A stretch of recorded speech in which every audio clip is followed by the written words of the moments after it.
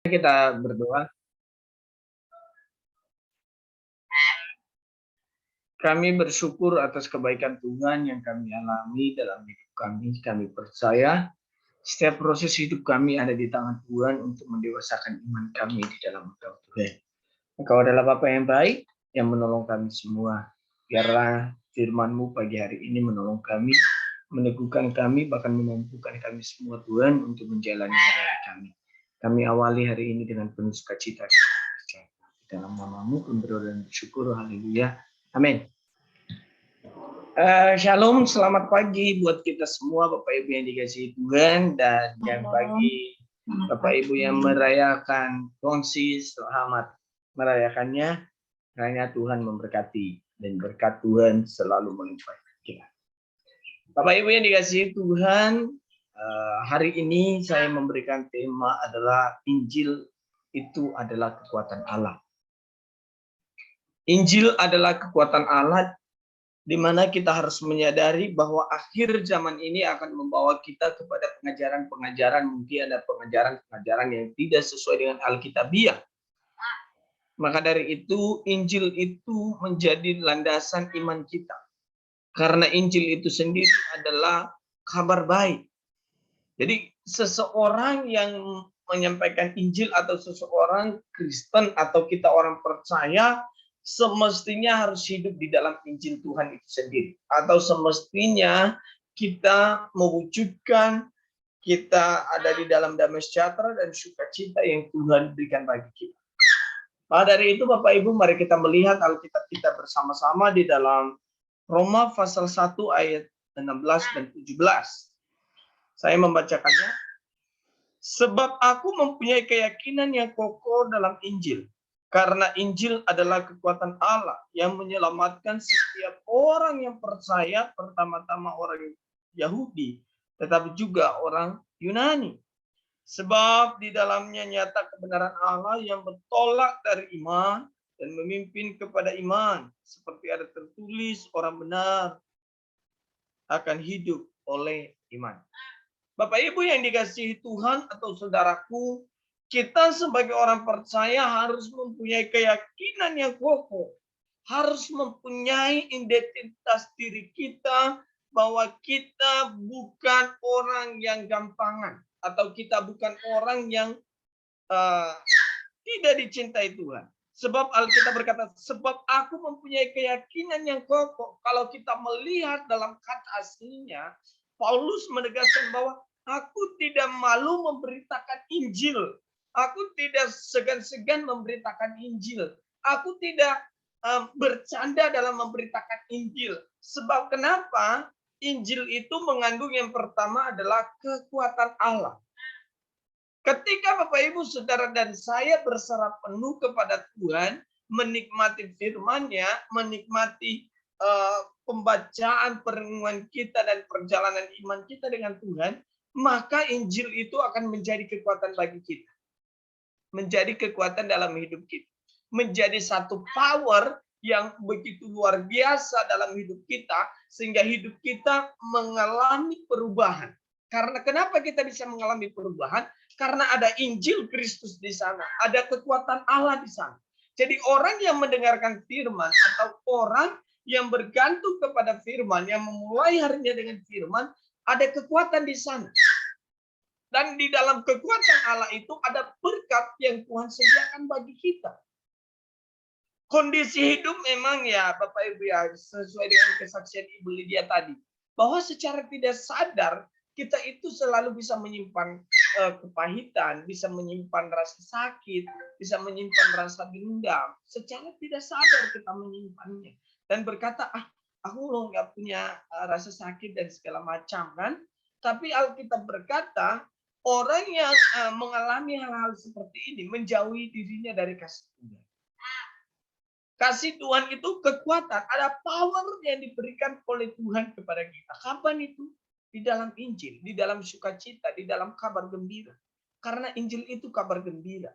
Kita mengabarkan kabar gembira kepada orang. Kita memberitakan kabar gembira kepada orang. Kita menyampaikan isi hatinya Tuhan. Kita menyampaikan apa yang harusnya menjadi prioritas kita. Jadi ketika seseorang sedang berurusan dengan Injil, maka Injil itu adalah kekuatan Allah.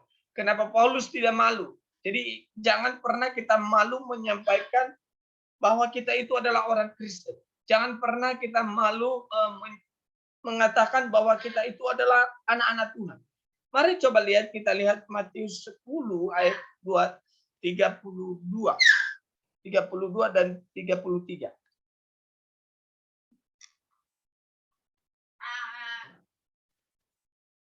Matius 10 ayat 31 dan 32. Saya membacakannya Bapak Ibu, saya pelan-pelan. Sebab itu janganlah kamu takut, karena kamu lebih berharga daripada banyak burung pipit. Setiap orang yang mengakui aku di depan manusia, aku juga akan mengakuinya di depan Bapakku yang di sorga. Jadi di sini ada pengakuan Bapak Ibu. Kan ketika kita berkata saya pengikut Kristus, saya orang Kristen, saya kesukaannya Tuhan, maka harus ada pengakuan. Kenapa kita ada pengakuan? Karena di dalam Injil itu sendiri ada kekuatan Allah. Ketika kita mengakui bahwa kita ada di dalam Tuhan, kita ada di dalam Yesus, maka Allah sendiri juga mengakui kita. Kalau kita menolak, kita lihat ayat 33. Tetapi barang siapa menyangkal aku di dalam barang siapa menyangkal aku di depan manusia, aku juga akan menyangkalnya di depan Bapakku yang di sorga. Jadi kita harus mengakui bahwa kita itu hidup karena anugerah Tuhan, kita berjalan karena pemeliharaan Tuhan, kita bernafas karena anugerah Tuhan, dan bahkan kita ada di dalam berkat-berkat Tuhan. Itu juga adalah karena anugerah Tuhan. Makanya berkata tadi, Injil itu adalah kekuatan yang memberikan kemerdekaan rohani, yang memberikan kita sukacita, yang memberikan kita damai sejahtera, dan memberikan kita kelegaan. Jadi Bapak Ibu yang dikasihi Tuhan, kita sebagai orang yang percaya kepada Tuhan, harus meyakini penuh, harus mempunyai keyakinan yang kokoh, bahwa di dalam Injil itu adalah kekuatan Allah yang menyelamatkan. Jadi orang yang suka mendengarkan Injil harusnya berubah hidupnya. Harusnya hidupnya itu berubah. Harusnya perkataannya juga berubah. Jadi apapun yang kita pikirkan ketika kita ada di dalam Injil harus berpusatkan kepada Injil itu sendiri. Maksud saya kepada Yesus Kristus. Karena ketika Yesus juga di bumi ini, dia memberikan gambaran kepada kita. Yesus pergi ke kota-kota untuk memberitakan Injil. Yesus pergi untuk memberitakan sukacita, untuk memberitakan kabar keselamatan. Dia memberitakan dari kota ke kota. Kalau hamba Tuhan zaman sekarang, kalau mungkin ya, saya bukan menghakimi. Mungkin kalau waktu zamannya Tuhan Yesus, belum ada kendaraan itu kan, jalan kaki dari kota ke kota, dari desa ke desa. Tapi sekarang kita ini anak-anak Tuhan, jangankan mau jalan kaki. Kalau tidak ada kendaraan, udahlah, nggak ada kendaraan buat saya ke gereja, nggak ada kendaraan buat saya menginjil. Kita zaman sekarang udah mulai agak sedikit ini sih dalam perkembangan teknologi, sehingga kita melupakan bahwa Tuhan Yesus pun mengajarkan kepada kita dalam kesederhanaannya, dalam memberitakan Injil itu kesederhanaannya seperti apa.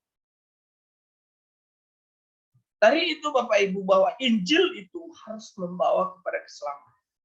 Dan harus diperdengarkan Injil itu.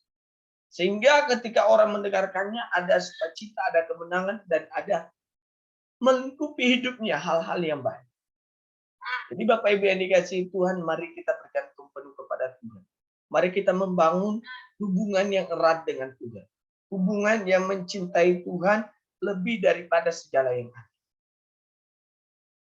Ada lagu tadi yang disampaikan oleh Ibu Lydia bahwa lebih baik satu hari di pelataranmu daripada 1000 hari di tempat lain. Tapi zaman sekarang orang kayaknya menghitung waktu ketika dia ke gereja, ketika dia beribadah. Tapi orang kalau dia ke tempat-tempat yang lain, oh dia merasa sukacita. Tempat yang mendatangkan sukacita bagi kita adalah di mana kita bersekutu dengan orang-orang yang takut akan Tuhan. Di mana kita bersekutu dengan orang-orang yang ada di dalam sukacita keselamatan yang diberikan oleh Tuhan. Karena ketika kita ada di sana, kita melihat bahwa kemuliaan Tuhan dinyatakan bagi setiap pribadi yang bergantung penuh kepada Tuhan.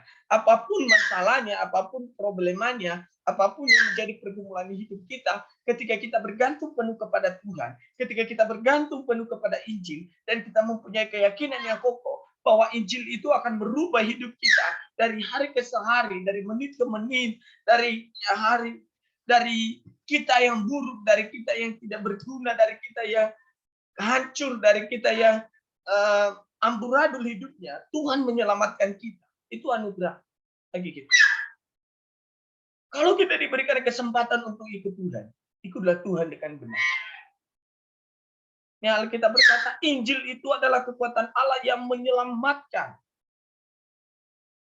Keselamatan itu menghindarkan dari mara bahaya, menghindarkan dari malapetaka, memindahkan sesuatu yang harusnya hancur ke tempat yang tidak hancur. Itulah kita.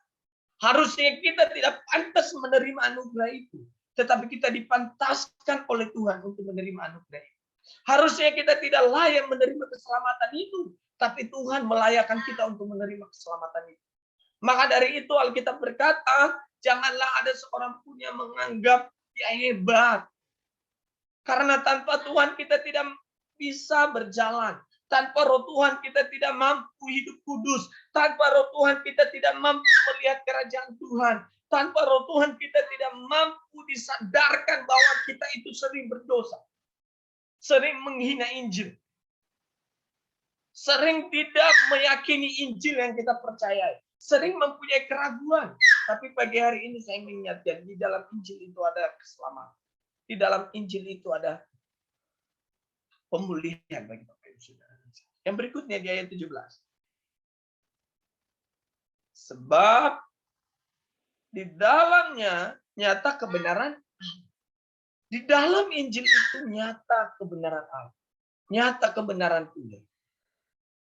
Nyata. Kebenaran itu mengandung damai sejahtera. Melahirkan damai sejahtera bagi Bapak Ibu Saudara dan saya. Mari coba lihat. Kita lihat Yesaya 32 ayat 17.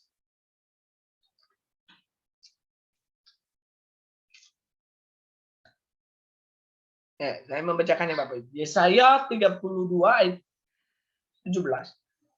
Di mana ada kebenaran, di situ akan tumbuh damai sejahtera. Dan akibat kebenaran ialah ketenangan dan ketentraman untuk selama-lamanya. Jadi di mana ada kebenaran itu, di situ ada damai sejahtera. Makanya Alkitab berkata, sebab di dalamnya nyata kebenaran Allah. Jadi ketika kita berkata bahwa kita pengikut Kristus, kita hidup di dalam Injil Kristus, maka kebenaran itu harus melingkupi kita. Dan ketika kebenaran itu melingkupi kita, maka seluruh kehidupan kita harus dipenuhi oleh damai sejahtera. Ya Bapak Ibu ya, Yesaya berkata begitu. Di mana ada kebenaran, di situ ada akan tumbuh damai sejahtera. Di mana? Di keluarga kita. Di tempat kita kerja. Di tempat kita melakukan aktivitas. Kita mewujudkan kebenaran di sana. Kalau di dalam kita kerja saja tidak jujur, kita masuk kerja aja masih terlambat, kita melakukan segala sesuatu dengan hitung-hitungan, kita sebagai anak Tuhan kita harus berpusatkan kepada Kristus. Karena setiap apa yang kita lakukan harus berpusatkan kepada Kristus dan demi dan untuk Kristus, bukan untuk kita. Apakah kita pagi ini ada damai sejahtera di dalam keluarga, apalagi dalam krisis ekonomi sekarang ya? Dalam keadaan sulit yang seperti ini, terkadang kita susah sekali. Dan akibatnya apa? Ada ketenangan dan ada ketentraman untuk selama-lamanya. Jadi kalau Injil Kristus ada di tengah-tengah kita, ada di tengah-tengah keluarga kita, ada ketentraman di sana. Kalau Kristus hadir, ada ketentraman, ada sukacita. Sampai kapan? Sampai selama-lamanya. Selama-lamanya. Berarti ini sangat-sangat luar biasa dalam hidup kita. Selama-lamanya. Alkitab berkata, sebab di dalamnya nyata kebenaran Allah yang bertolak dari iman. Jadi ada iman. Iman itu tanpa perbuatan pada dasarnya mati. Pada hakikatnya mati. Jadi iman itu harus dikerjakan hari demi hari. Dikerjakan melalui apa? Melalui hidup kita ini loh. Melalui perbuatan kita, kata-kata kita.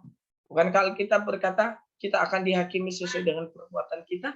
Kita dihakimi sesuai dengan apa yang kita lakukan. Tapi dasarnya Tuhan sudah menjamah kita. Sehingga kita memiliki iman yang kuat. Iman itu bertindak di saat kita tidak mampu. Di sanalah iman menunjukkan bahwa dia begitu dahsyat dan hebat. Dia begitu luar biasa dan ajaib.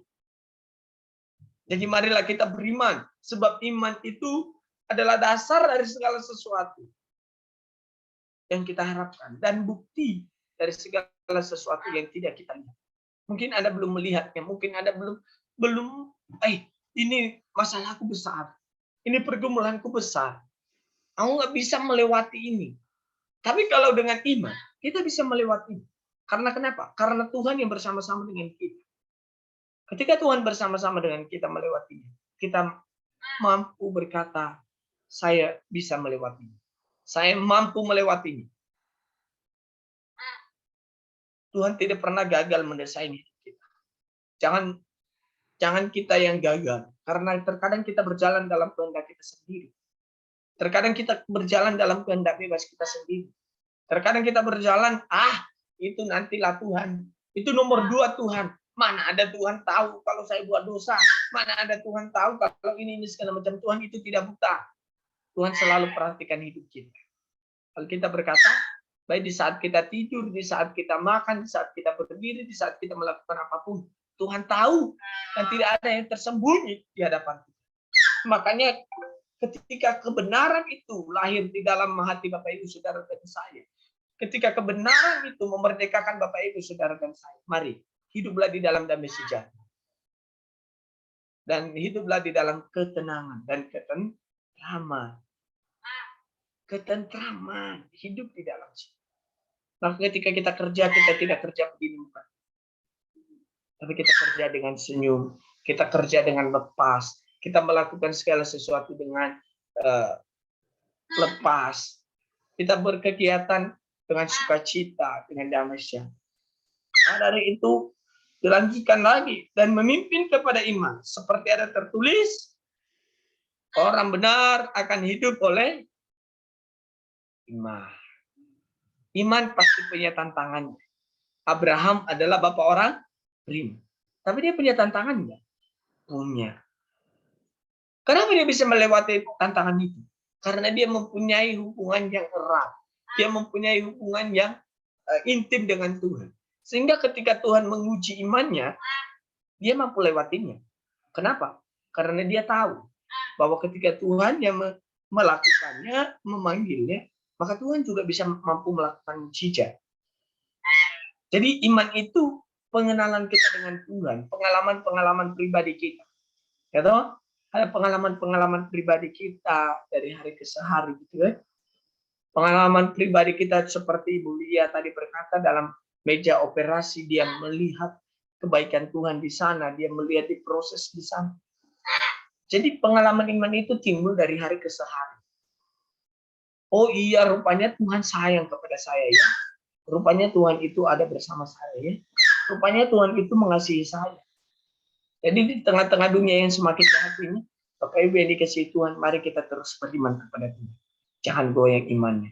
Jangan hanya gara-gara semangkuk kacang merah ya. Kalau Yakub dengan Esau ya, semangkuk kacang merah. Jangan sampai gara-gara uang kita jual Tuhan kita. Jangan sampai hanya gara-gara perut Tuhan kita yang menjadi sasaran. Ya. Jangan gadaikan keselamatan demi perut kita. Jangan gadaikan keselamatan kita demi kehormatan kita. Buat apa kita terhormat di dunia, tapi kita tersiksa di sorga. Lebih baik kita ikut jalurnya Tuhan dan kita mendapatkan hidup yang kekal. Buat apa? Jangan gadaikan Tuhan kita hanya gara-gara pasangan hidup. Masih banyak orang-orang yang seiman dengan kita. Yang seiman saja berantem kok. Benar ya Bapak Ibu ya? apalagi yang tidak. Ya, jangan gadekan itu, Pak, dia cantik, Pak. Jangan gadekan iman kita atau Tuhan kita dengan Fortuner. Jangan, itu nggak ada bandingannya. Nggak ada bandingannya. Pak, emang nggak ada yakin ada keselamatan? Kita udah bilang. Di bawah kolong langit ini hanya satu yang diberikan nama untuk menyelamatkan manusianya, Yesus. Nggak ada yang lain. Amin. Jadi dari itu Bapak Ibu yang dikasih Tuhan, Injil itu kekuatan Allah. Saya ingatkan kembali kepada kita. Jangan sampai kita menggadekan iman kita di tengah-tengah krisis ini. Yes. Itu membahayakan kita. Habisnya sih Pak, orang Kristen itu sakit. Omongannya kasar Pak, omongannya tidak ini Pak. Terus siapa yang suruh kamu sakit hati dengan mereka? Enggak ada kan yang suruh kita sakit hati dengan mereka. Kita bukan ikutin orangnya kan. Kita mengikut Tuhan kan. Makanya iman itu jangan mengikuti orang. Iman itu harus ikut Tuhan, ikut Yesus dengan benar. Supaya kita tidak menggadekannya. Sebab apa? Matius tadi berkata kalau kita menghina Tuhan di depan manusia, kita terhina toh di hadapan Tuhan.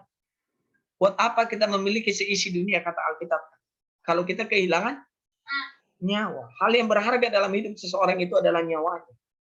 Bukan Fortunernya, bukan Alphardnya, bukan yang lain-lain. Nah, jadi mari kita teguh di dalam iman. Harus berdamai dengan diri kita sendiri. Untuk menjadi laskar-laskar Kristus. Karena firman yang singkat ini menjadi kekuatan bagi kita semua. Tuhan Yesus memberkati kita semua. Mari kita berdoa. Kami kembalikan kemuliaan dan hormat kepada Engkau Tuhan. Biarlah hari ini menjadi hari yang sukacita dalam hidup kami. Hari ini menjadi hari damai sejahtera bagi kami. Ajarlah kami untuk terus bertahan dalam iman kami. Sehingga iman kami tidak terguncangkan. Iman kami tidak tergeser.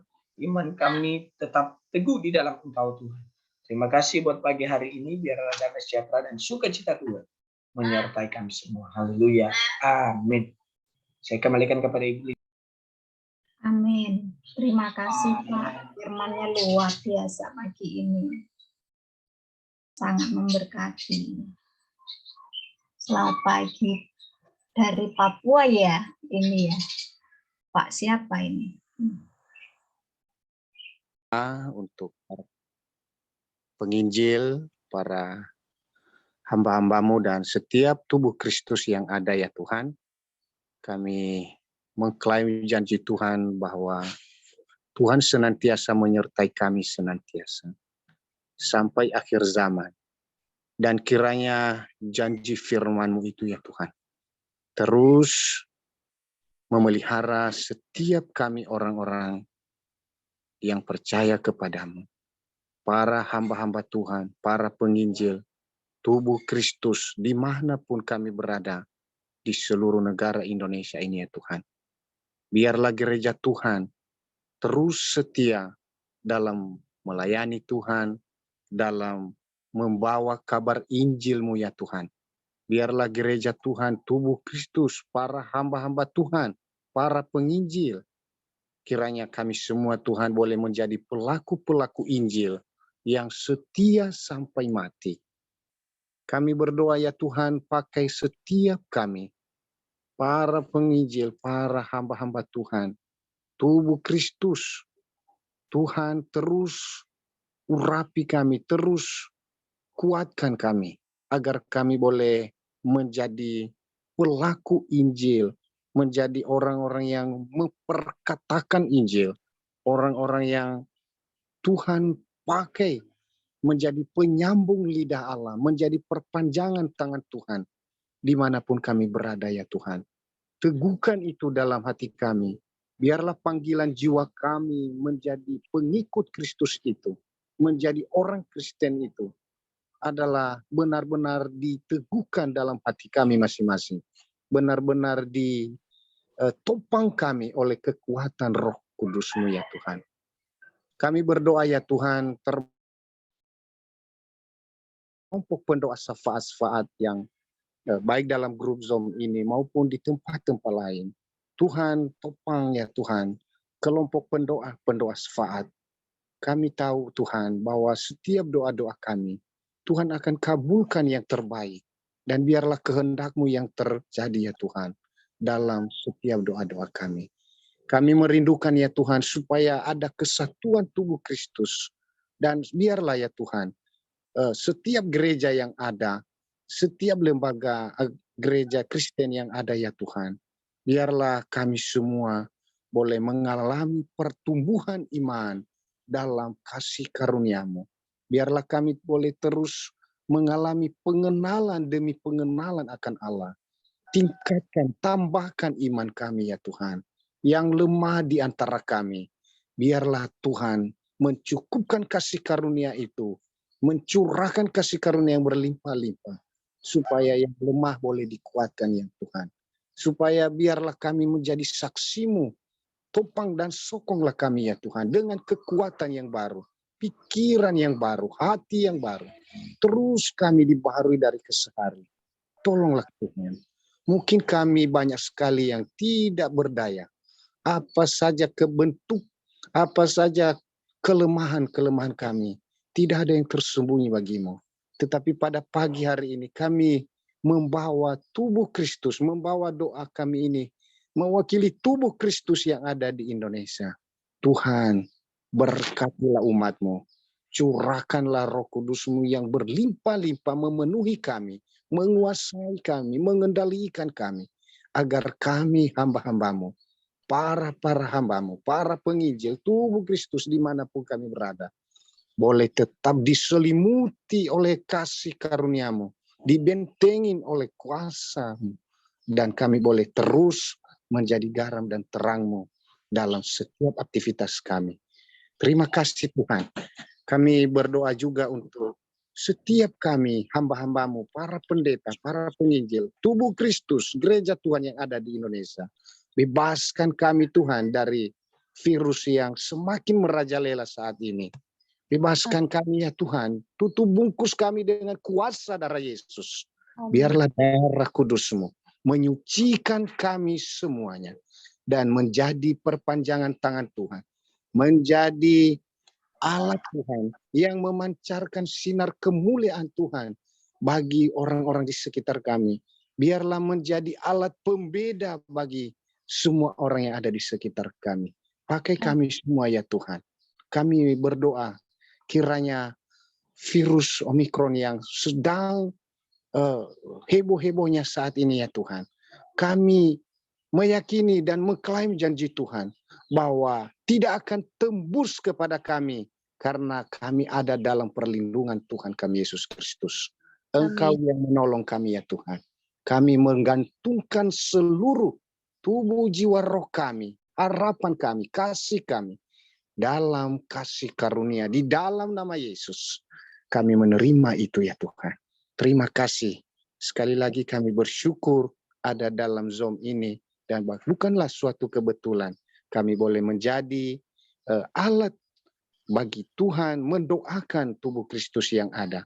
Kami berdoa setiap kami, visi misi apa saja yang Tuhan taruh dalam hati kami, biarlah itu Tuhan, kami disokong oleh Tuhan, dimampukan oleh Tuhan untuk melaksanakannya seturut dengan kehendak-Mu.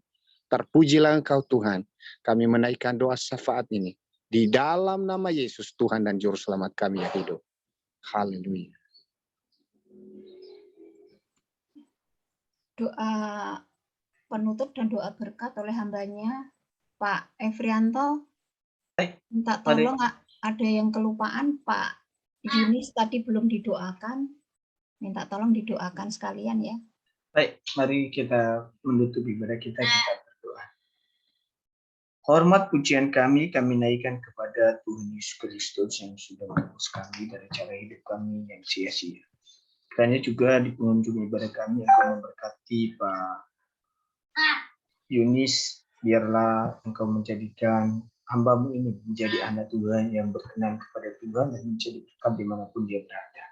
Terima kasih buat persekutuan yang indah pagi hari ini Tuhan. Kami mau menutup persekutuan kali ini, dan Bapak Ibu yang dikasihi Tuhan, terimalah berkat Tuhan ini. Tuhan memberkati engkau dan melindungi engkau. Tuhan menyinari engkau dengan wajahnya dan memberi engkau kasih karunia. Tuhan menghadapkan wajahnya kepadamu dan memberi engkau damai sejahtera dari sekarang sampai selama-lamanya. Amin. Amin. Selamat Amin. pagi. Amin. Ya, terima kasih Pak. Sama-sama Pak Warubu. Terima kasih Pak Efrianto, Ya, Amin. Pak Jaya, Dik Mawar, Pak Yunis, terima salam kasih kenal. Pak Yunis juga. Amin. Terima Puji kasih. Tuhan, saudara-saudari. Salam kenal dari Ibu Kota Baru. Dari Nusantara. Oke, siap. Amin. Puji Tuhan, saudaraku. Salam kenal juga. Nama saya Yunis Meklok dari Papua. Dari Kota Riau Timo. Tinggal di Jayapura dan kuliah di Jayapura. Haleluya. Haleluya. Bu Lydia, Iya. saya tinggal di Amin. Kalimantan Barat. Di Bukan mana di Nias. Pak? Di mana? Oh Di iya, di Kalimantan Barat ya. Saya kira Iya. di Nias. Maaf, Ya, tidak gagal apa-apa. fokus Pak. Saya bersama dengan pendeta Sony. Iya, iya. Iya. Di Nias, Kak. Iya, iya memang saya ingatnya Bapak farmnya kan farm orang Baru. Nias. Ya. Salam kenal Pak Baru. Saya di Ibu Kota Baru di Kalimantan Timur. Wow, salam Amin. kenal Bapak, Pak. Salam kenal ya. Jadi Pak Efrianto ini masih di luar kota. Enggak, udah pulang. Kalau kemarin masih di luar kota. Karena kemarin ada kunjungan sinode mendadak. Kalau saya nggak ada, siapa yang ngadainin Pak Sinode? Iya. Itu suara burung apa toh Pak? Burung beo Kalimantan. Oh, ikut memuji Tuhan dia ya Pak. Ya, dia bunyi-bunyi ini. Luar Ya, biasa. Pak, dia di rumah, nggak jauh dari tempat saya, Pak. Iya. Oh, ikut memuji Tuhan Amin. dia. Puji Tuhan. Saudara-saudari saya mau live ya. Sudah. Oke. Terima kasih. Salam buat Papua. Kampus. Semangat buat Papua. Oke. Siap. Oke, Terima Kakak. kasih. Kakak.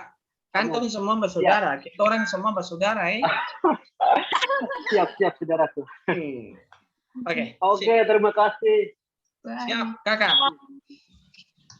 Bapak Rubu gereja di tempat Pak itu juga, Pak Sony.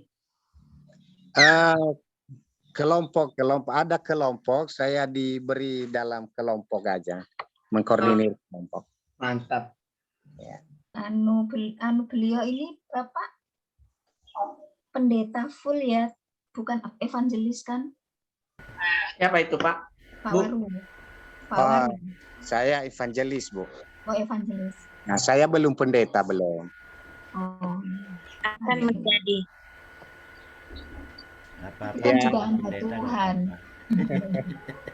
Saya Nih. kerja, Hamba. saya kerja. Hamba yang sudah dipilih oleh Tuhan. Amin. Benar itu. Itu Karena tidak mudah melayani Tuhan. Iya, Bu, betul. Apalagi kalau kita masih memikirkan hal-hal duniawi itu, lebih baik tidak usah melayani Tuhan. dengar nggak sama Ibu Lydia? Ibu Lydia mau jadi pendeta itu. Enggak, saya cukup jadi pendoa aja kok. Karena di situ talenta saya. Kalau boleh sih jangan itu jadi pelita udah cukup. Karena Alkitab nggak sarankan jadi pelita, cuma jadi pelita. Jadi pelita. Benar. Kalau Saya- memang kita terpanggil untuk menjadi pelayannya, ya syukur toh. Soalnya akhir-akhir zaman ini, sorry ya, saya tidak menghina atau gimana, ini juga menjadi banyak juga kok pendeta yang tidak menjadi berkat. Betul. Dan di mana-mana juga istrinya berada, ya kan? Selingkuh di mana-mana, selingkuh sama Bahkan jemaat, ya kan? bahkan jemaatnya yang miskin ini nggak dihiraukan. Nah tuh, makanya aku bilang tadi lebih baik kita jadi pelita, toh. Iya. Nah, pendeta yang seperti itu namanya apa, Pak? Tuh, mungkin ada kepalsuan kali ya, makanya Tuhan bilang. Banyak orang yang, ya kan Matius 7 kan, itu jadi teguran kan bagi kita jadi anak-anak Tuhan. Pelita Yang berkat- apa? Hah? Kalau pelita itu seperti apa? Ya, pelita sama dengan terang tuh, Mbak. Sama akan memberikan terang, memberikan cahaya. Benar ya, Pak Rubu? Pak Rubu ya? Ibu Mawar itu juga orang Nias, Pak Waru. Oh Nazara. iya, Marga Nazara. Marga. Masalah. Tinggal di mana? Saya tinggal di Padang, Pak. Di mana? Di Padang Pasaman. Oh iya, saya dari Padang. Oh, iya Iya. kah? Saya dari Padang di Kota 20 Padang, di Kota Padang. ya. Ayo bicara pakai bahasa, sudah saling ketemu begitu. Ntar nanti kita pakai bahasanya. Pak Hari dengan Ibu Lydia lagi bingung. Mereka lagi bahas. Iya, Pak Efrianto juga orang Nias, Pamhia. Oh iya. Dan dia 2 tahun, saya terus di Padang 20 tahun. Wow, puji Tuhan ya. Nah, Lama juga. Ibu Mawar ini Tuhan izinkan mengalami hal seperti ini, Pak, sudah 5 tahun. Awalnya kecelakaan, jadi tidak bisa bangun, semuanya harus dibantu.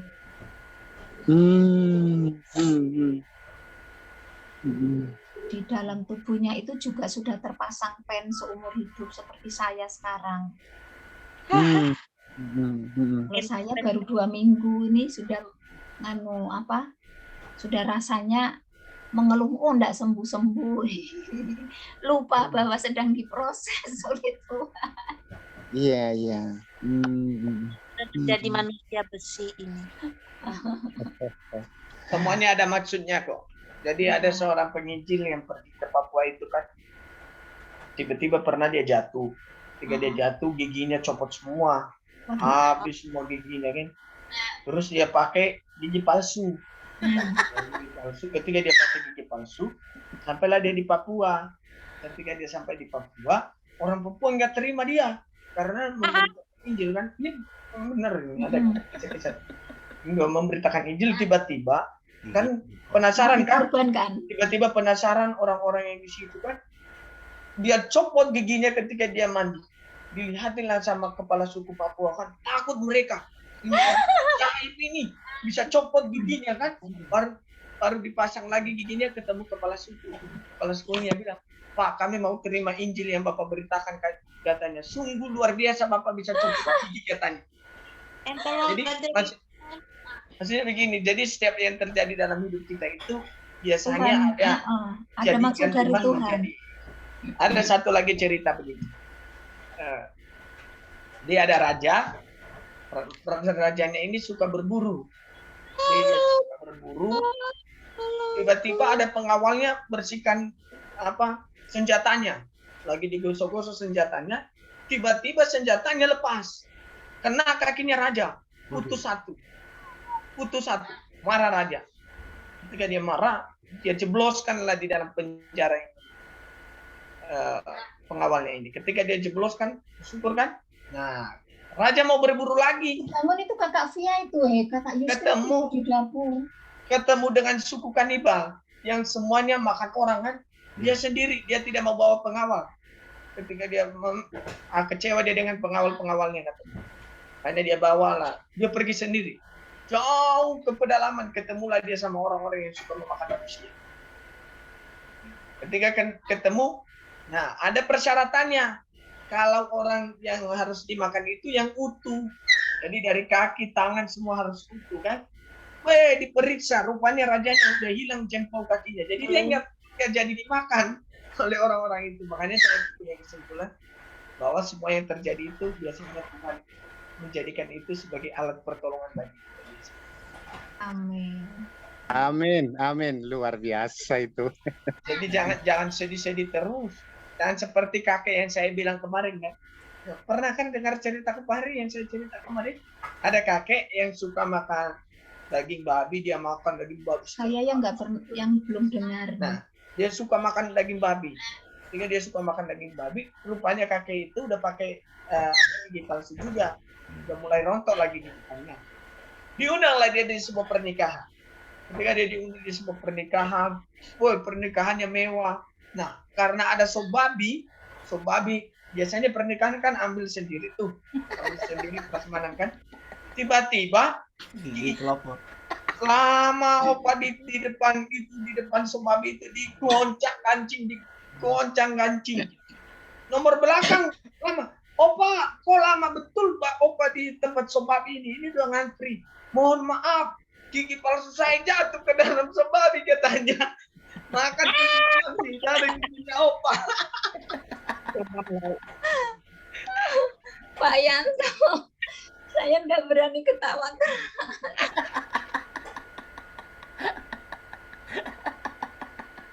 Geli. Bukan, kalau saya ketawa yang kencang, sakit jahitanku. Mohon maaf Bu Lydia. Tapi saya suka. Dia suka tuh.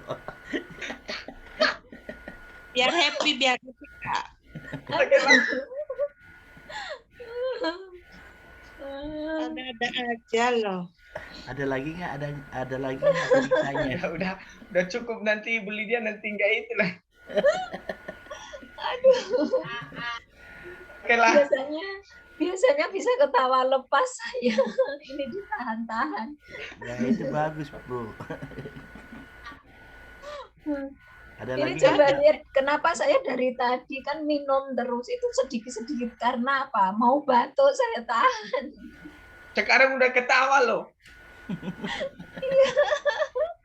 Aduh. Ada lagi nggak Pak? Udah cukup. Ya udah cukup. Oke Pak Hari, terima kasih Pak Hari, Pak Iya. Terima kasih, Pak Oke Jaya Pak Wali. Baru Bu ya, sampai ketemu di kemudian hari. Terima kasih Pak Jaya. Siap. Oke, Oke shalom. ya. Shalom. Kongsi. Terima kasih buat kuncinya. Iya, sama-sama. Tuhan memberkati. Terima kasih kok ya. Berkati. Iya. Oke. Semuanya. Dadah Pak Bu Mawar. Dah, shalom ya.